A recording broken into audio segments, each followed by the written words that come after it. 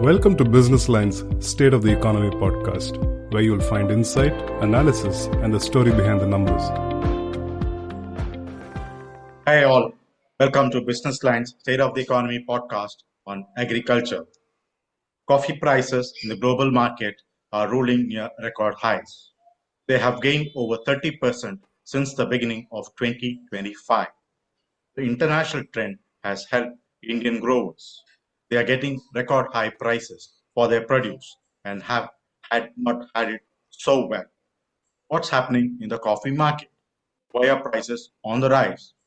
How is it helping the Indian industry? Tell us all about these. We have with us Mr. Praveen Jaipuriar, CEO, CCL Products India Limited.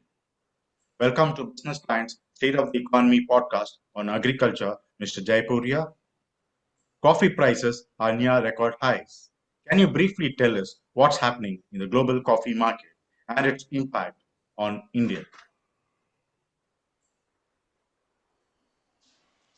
So yeah, you're right. Actually, a lot has been happening in the coffee sector, and there has been a persistent inflationary trends that one is seeing over the last 2 to 3 years. Basically, started with some climatic impact on the supply of coffee in Brazil 2 3 years ago, and that led to shortage of supply, and from then on the prices started to spiral up. And then subsequently, last year and this year, there was some short supplies witnessed from Vietnam. Now, Brazil and Vietnam are largely, they account for 60% of world's coffee supplies. And back-to-back climatic impact on these markets or these regions meant that the coffee prices went on a inflationary spiral. And that is what is happening globally. The markets are at all-time high. And considering that the crop cycle for coffee is not very short, it's reasonably long.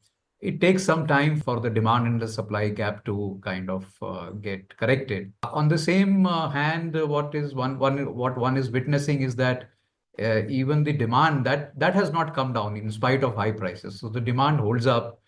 People are drinking coffee as much as they were drinking earlier. So this demand and supply gap is there, and which is leading to high prices. Now coming to what is the impact on India, the Indian coffee also has witnessed higher prices. Coffee is one commodity where the table rises simultaneously for almost all coffee growing and exporting regions. It's a fairly well-traded commodity across the globe. So therefore, there are interlinkages, and one region will not be insulated from the other. So Indian coffee also has seen rising prices. There has been unprecedented price hikes in the last 2 3 years. So that has been the impact on Indian coffee as well.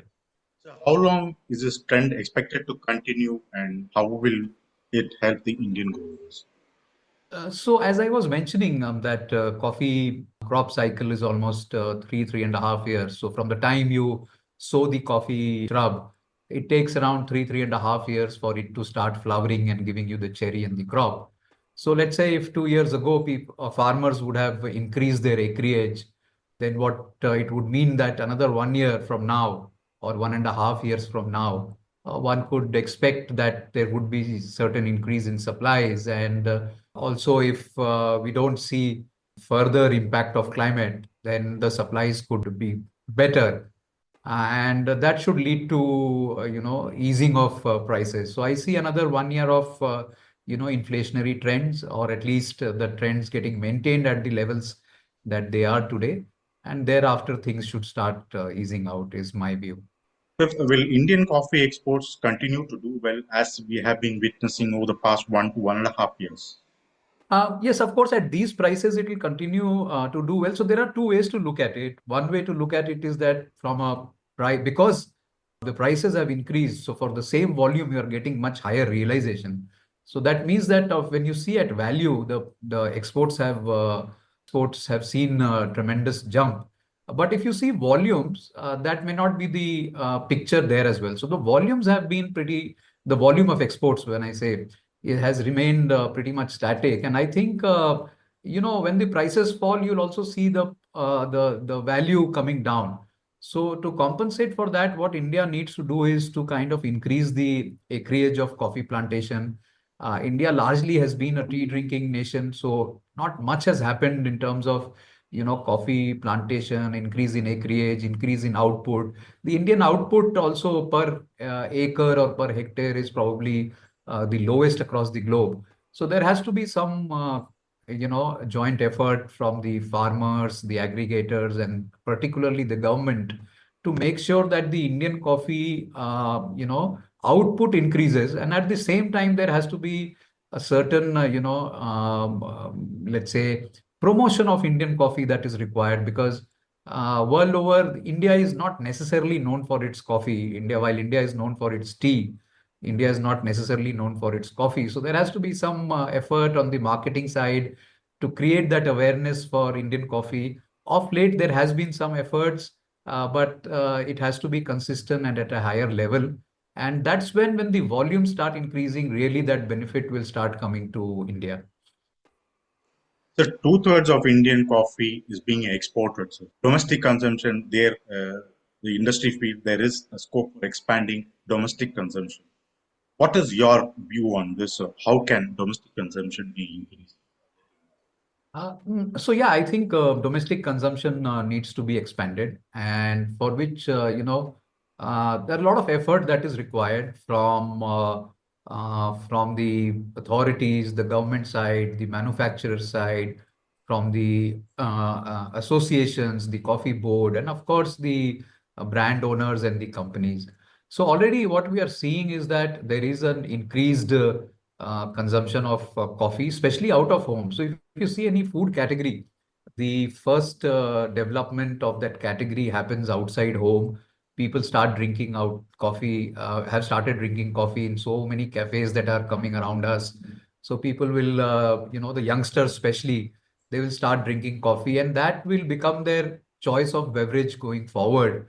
And over a period of time, you will see a very large shift in the consumption pattern because these youngsters, when they grow, for them, the go-to beverage will become coffee and the coffee consumption will automatically grow. So I already see a lot of effort from at least the brands, the cafes, the outside consumption. There is a lot of coffee vending options that are now available at various touch points.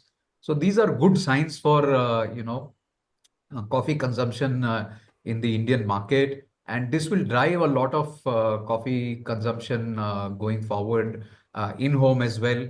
So I see good trends, for coffee consumption coming our way in the next 2 to 3 decades. Sir, how prepared is the Indian coffee industry to meet the EUDR norms? So, interestingly, large part of, and I think most of Indian coffee is grown in jungles. So if you see the regions of Chikmagalur, Coorg, Araku, which are the biggest and the largest growers of coffee, you will see that our coffee plantation is largely in the jungle. So it is not, in fact, India is the only coffee which is shade grown, which is called shade grown and has a very different notes and tonalities to it.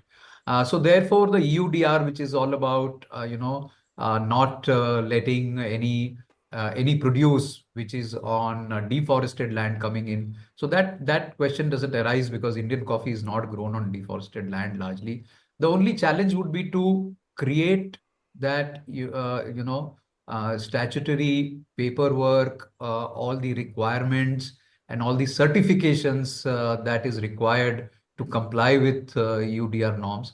So I think that is something that Indian growers, Indian aggregators, the government has to work upon it. But fundamentally, I don't see much of a challenge for India when it comes to UDR norms. And one final question.